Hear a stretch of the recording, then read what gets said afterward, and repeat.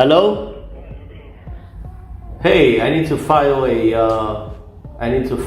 some paperwork. No, sir, I am able to file FOIA. Could you call your superior here? Right, yeah, I could file a FOIA, yes, sir. Yeah, I'm here to file a FOIA. I prefer in person. I am able to file in person as well. It's not only done online. What's your name?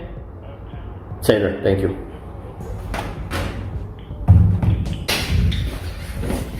Oh, there's the door. I'll just walk in. Whoa. Hey, buddy. No, out here. Please don't touch me. I'm the police. I don't care who you are. You don't touch people. You don't come into the office. Okay, yes, I do. And I sit down just like this. What is it? You don't put hands on people, sir. What is it that you want? I don't want your assistance. You don't. What's your name and your identifier? It's Sergeant Dabrowski. Okay, there you go. There's no need for a shitty attitude. What do you want? You can't come in here. You have to talk to them on the phone. Do you understand me? I don't answer your questions. You're dismissed. I'm not interested in talking to you. You call your superior. What's your star number, sir? 14. That's good enough. You have a good day. All right, guys. This situation begins inside a police facility where a man walks in calmly, asking to file a FOIA request in person. Sounds simple, right? But within seconds, tension starts rising. An officer questions why he's there and insists the process should be done online.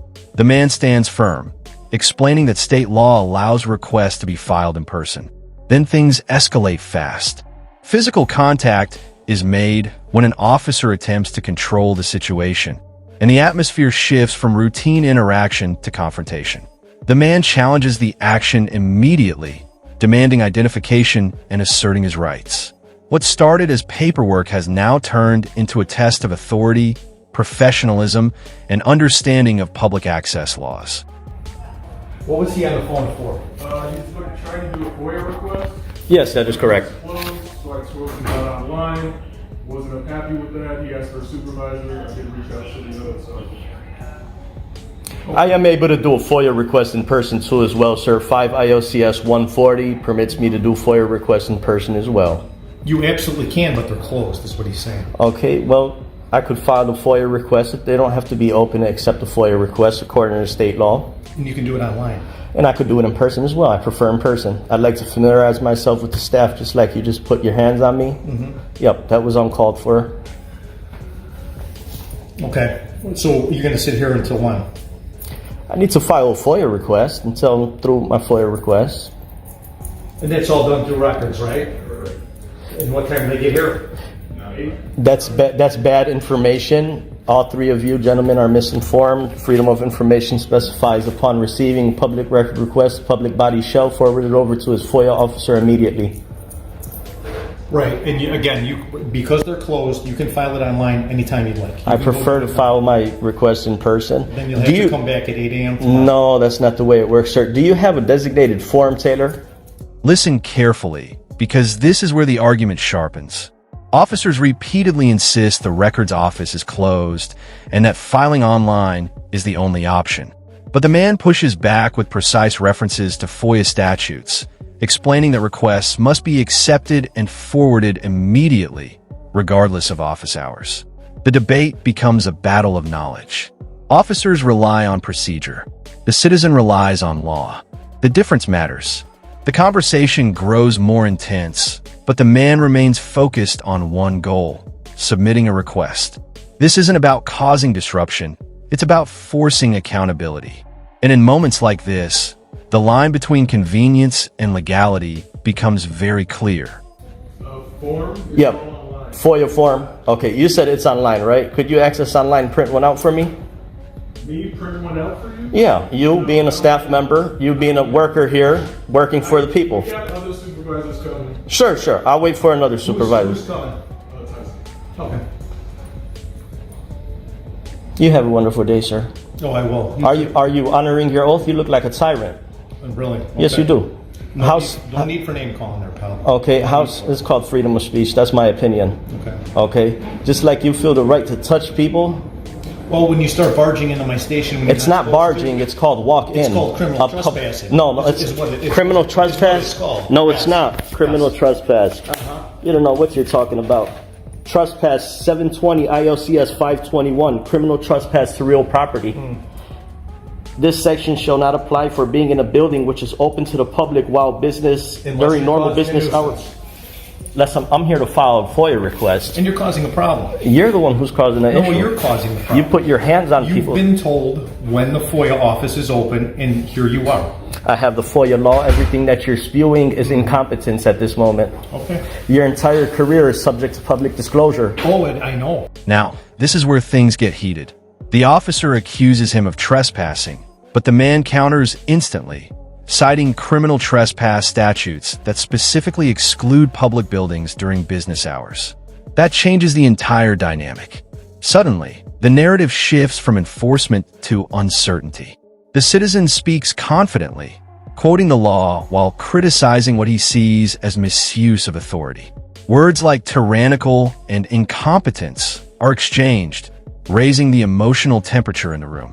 Yet beneath the sharp language is a deeper conflict, whether public servants fully understand the laws they enforce.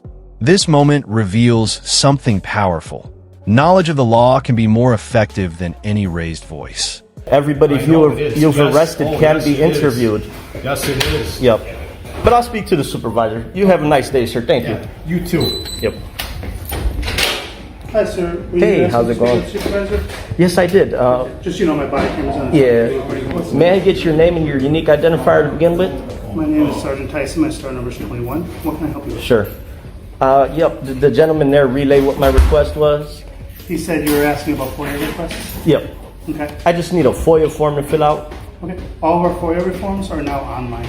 Okay. They are also in person. I prefer to do my business in person at this time. Okay. I don't have FOIA requests here. Sure. All of our FOIA requests are online. Okay. FOIA does not require a specific standard form, so I could fill it out on a blank form, and I'll go ahead and submit my FOIA request on a blank piece of paper and submit it over. They'll be responsible for forwarding over to the FOIA officer immediately. Okay. Okay?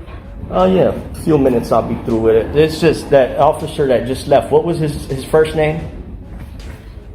I don't know who just left. You don't know. Okay. What was that officer's first name that just left, sir? Sergeant Dabrowski. Dabrowski? Thank you, sir. Yep. Dabrowski, okay. He put hands on for me just simply walking through the door and started acting very tyrannical. All right, here comes the turning point. A supervisor arrives, and the tone immediately changes. The conversation becomes calmer, more professional. The man explains his request again, this time without interruption or hostility. The supervisor confirms that forms are normally online, but listens as the citizen explains he can legally submit the request on plain paper.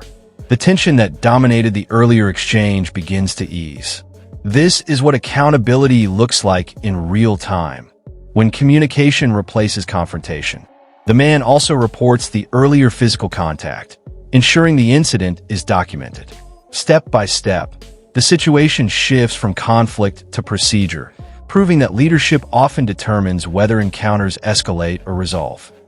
His entire career is subject to public disclosure. Everybody he arrested is subject to have interviews. Everybody he's arrested in his career can be interviewed and questioned about his tactics and his behavior. Well, is there anything else I can But anyhow, sir, no, you've been cordial. I'll go ahead and file my FOIA request. If I could just have let me see if there's any blank pages here. Oh, there's another officer standing there. Do you have a blank page, sir? Blank sheet of paper? Blank sheet of paper?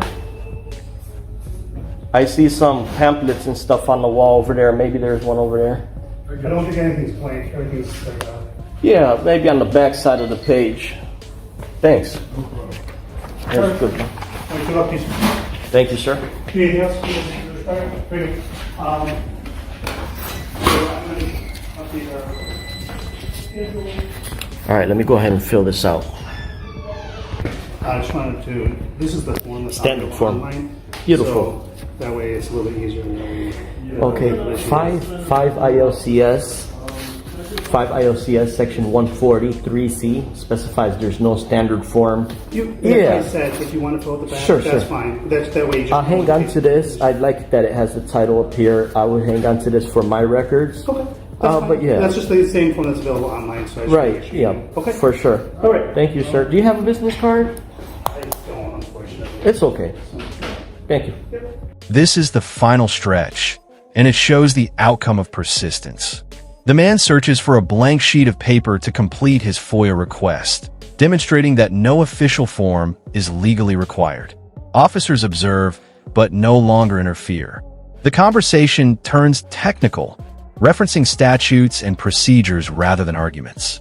The energy in the room has completely changed. What began as resistance has turned into reluctant acceptance of the law. And that's the real takeaway here. Sometimes the most aggressive act isn't shouting or threatening. It's calmly refusing to back down when you know your rights. In the end, the request is prepared, the confrontation fades, and the lesson remains. Knowledge is power, especially inside public institutions.